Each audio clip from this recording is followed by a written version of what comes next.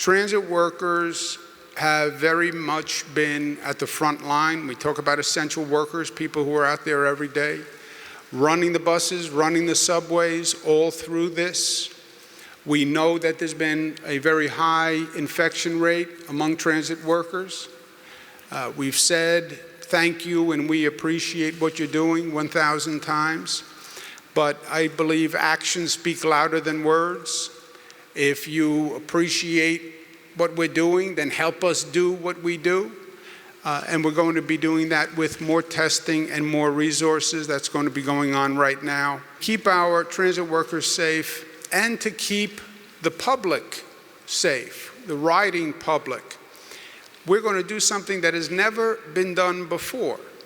And that is that the MTA is going to be disinfecting every train 24 hours.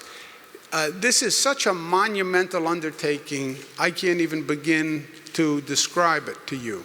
We're taking the unprecedented step during this pandemic of closing the system for 4 hours at night from 1 a.m. to 5 a.m.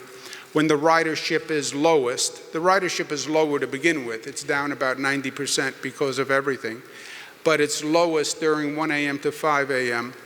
We're going to close it from 1 a.m. to 5 a.m. The MTA is going to literally disinfect every train, and I just viewed the operations on how they're doing it.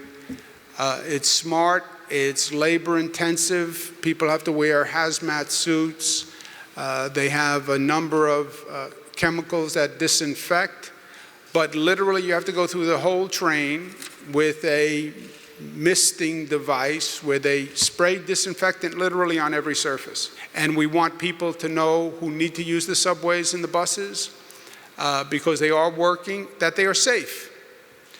And the essential workers who have kept this entire society functioning have done an extraordinary job. And we want them to know that we're doing everything we can do to keep them safe. If you don't have food on the shelves, if you don't have power to homes, if you don't have basic services, if the police don't show up, if the fire department doesn't show up, if the EMTs don't show up, if the ambulances don't run, if the nurses don't show up, if the doctors don't show up, then you are at a place where you've never been before. So after communicating how dangerous the situation was, the next breath was, but frontline workers, you have to show up. And they did. And they did. And they did their job.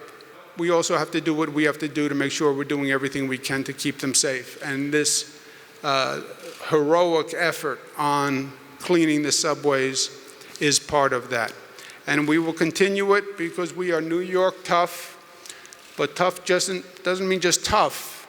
It means smart, it means united, it means disciplined, and it means loving. You can be tough and you can be loving. They're not inconsistent.